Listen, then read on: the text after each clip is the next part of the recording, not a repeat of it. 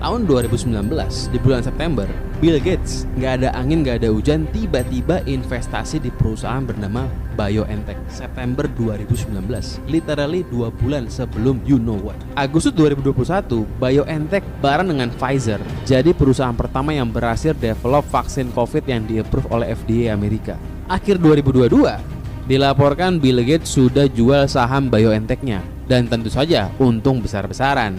Dia jual artinya apa? Artinya pandemi udah kelar. Gimana caranya Anda menjelaskan fenomena itu? Ada orang bisa invest di perusahaan obat 2 bulan sebelum you know what, tiba-tiba perusahaannya jadi produsen vaksin pertama di dunia. Bagaimana Anda menjelaskan fenomena tersebut dengan teori metodologi bullshit yang lo punya? Apa lo mau bilang Bill Gates itu rajin baca buku, rajin meditasi, jadi dia bisa masa depan? Lo mau bilang kayak gitu? Itu semua merupakan fakta yang tidak akan bisa dijelaskan dengan buku pelajaran dan dengan metodologi sinting apapun. Justru yang gak masuk akal itu adalah orang yang bilang bahwa elit global tidak ada. Sejak abad 19, populasi manusia berkembang biak dari 1 miliar sampai sekarang menjadi 8 miliar orang. Overpopulasi akan menghancurkan dunia, begitu kata Tuhan besar, dan diamini oleh para domba. Bumi ini kan sumber dayanya terbatas. Kalau orang yang gak dikurangin, nanti kita akan hancur bersama, begitu katanya. 2 abad terakhir kenapa bisa manusia berkembang biak dengan sangat pesat? Jawabannya karena ilmu medis yang berkembang dengan luar biasa. Dulu kalau ada seorang ibu, dia punya anak 7, itu paling yang sampai dewasa cuman setengahnya aja. Setengahnya bakal mati muda. Di usia bayi sampai balita itu rentan meninggal dunia karena masalah kesehatan. Tapi sekarang enggak. Itu kenapa sekarang orang-orang udah jarang yang punya anak 7, 8, 5, kebanyakan punya anak 2 atau 3 aja. Karena ya dengan punya anak 2, kemungkinan besar dua-duanya akan hidup sampai dewasa juga. Dan perlu digarisbawahi bahwa kemajuan medis itu bukan berkat Tuhan besar. Jadi jangan dibulak-balik omongan gue. Justru Tuhan besar berpendapat bahwa dengan lebih sedikit manusia, maka akan lebih sedikit polusi. Yang ujung-ujungnya, dengan lebih sedikit manusia, justru dunia akan lebih baik. Kalau kita ngomongin apakah benar polusi akan berkurang dengan depopulasi orang-orang, katakanlah orang miskin? Ya tentu benar, semakin sedikit orang berkurang, tentu jejak karbonnya akan semakin berkurang. Tapi apakah ada perbedaan antara orang miskin dengan orang kaya? Tentu ada, tapi malah sebaliknya. Orang miskin itu tentu jejak karbonnya lebih sedikit dibanding orang kaya. Kalau Tuhan besar mau membangun bumi yang lebih baik, harusnya kurangi saja populasi orang-orang kaya seperti dirinya, bukan populasi orang miskin.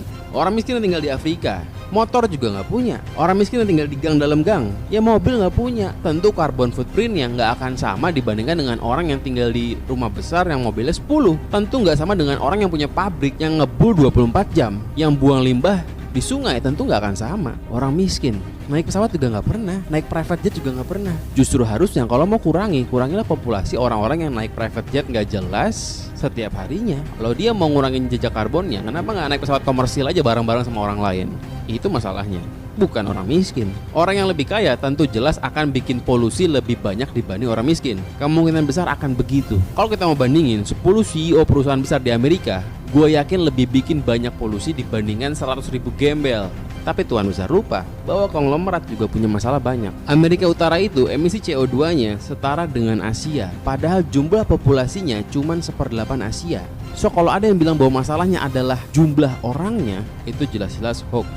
Kalau benar-benar ingin mengurangi emisi karbon demi menyelamatkan bumi, jawaban lebih tepatnya adalah rem konsumerisme. Konsumerisme lah yang bikin orang jadi banyak melakukan hal-hal mubazir. Masalahnya kalau itu dilakukan, efeknya ekonomi bakal melambat. Masalahnya di situ, bukan soal populasi. Kalau mau selamatkan bumi dari climate change katanya, ya rem konsumerismenya, rem kapitalisme. Mau hemat sumber daya bumi biar nggak habis, ya jawabannya rem konsumerisme. Percuma lo rem pertumbuhan populasi, tapi kapitalisme makin menggila. Percuma, intinya semuanya bullshit. Perusahaan-perusahaan besar yang menghasilkan banyak polusi itu pada dapat label ESG kok, dikasih label ESG. Kok ngaku-ngaku mau menyelamatkan bumi dari climate change? Nggak masuk akal.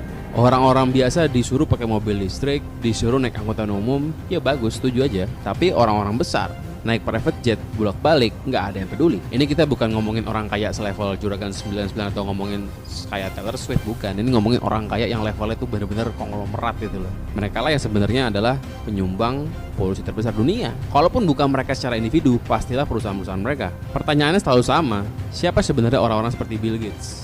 Apa hak Bill Gates tiba-tiba jadi ahli virus dunia dan sekarang jadi ahli pertanian? Dia jadi ahli macam-macam. Siapa Bill Gates? Siapa Klaus Schwab dan lain-lain yang tiba-tiba jadi orang yang menentukan arah dunia?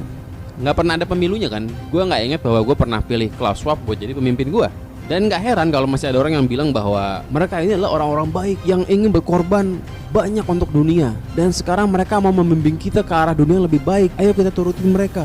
Gue gak akan pernah percaya bahwa orang-orang konglomerat sinting ini berusaha ingin memajukan bumi ke arah yang lebih baik. Gue gak pernah percaya itu. Kenapa? Karena ya masalahnya sumbernya itu di mereka semua. Contoh misal begini, ada foreign aid dari Amerika. Itu foreign aid, itu kan duitnya rakyat Amerika, bukan duitnya Joe Biden. Itu foreign aid kelihatannya baik, kelihatannya seakan-akan Joe Biden ini mau bantu negara miskin. Misalnya dia ngasih foreign aid ke negara Brazil, negara Afrika, negara apa, seakan-akan kita nganggapnya itu Joe Biden ini baik. Padahal sebenarnya itu bukan duit dia, itu duit Amerika, duit rakyat Amerika. Dan foreign aid ini pun sebenarnya juga banyak tipu-tipunya. Misal Joe Biden ngasih foreign aid ke Afrika, ngasih foreign aid dari uang rakyat berupa vaksin misalnya. Itu vaksinnya nggak open tender, tapi dibeli dari link-link yang memang ditentukan. Kesannya baik banget, peduli sama negara miskin, tapi kan sebenarnya enggak. Sebenarnya cuma cara untuk nyuri aja, cara untuk nyolong aja. Balik ke soal overpopulasi. Ya betul, nggak ada yang bisa bantah bahwa overpopulasi itu merupakan masalah besar. Dan Tuan Besar pun tahu itu. Tuan Besar tahu kalau populasi kebanyakan, tapi konsumerisme kapitalisme tetap jalan, maka one day kemiskinan akan meningkat drastis dan people power bisa bangkit tiba-tiba. Semakin gilanya kapitalisme diiringi dengan banyaknya populasi bertambah, pasti orang miskin makin banyak. Dan Tuan Besar takut apa? Takut direvolusi. Semakin banyak orang miskin, semakin mereka sadar bahwa mereka sedang ditipu habis-habisan. Ya kalau dibandingin dengan sekarang, tentu sekarang kemiskinan belum parah-parah amat, belum merata sedunia miskin. Tapi one day, kalau populasi dibiarkan dan kapitalisme dibiarkan, tentu akan meningkat drastis secara signifikan orang miskinnya. Jadi Tuan Besar cari cara, gimana caranya agar konsumerisme tetap jalan, tapi overpopulasinya bisa diplanin. Yang dikorbanin ya orang-orang jelata pada umumnya. Lewat apa? Lewat racun-racun dalam makanan zaman now, lewat penyakit-penyakit baru. Kalau depopulasi dengan cara seperti itu, yang mati udah jadi customer Tuan Besar. Makanannya makan makanan beracun, matinya pun setelah berobat. Jadi ya lumayan lah, udah mau mati pun masih bisa diekstrak tuh uangnya sama Tuan Besar.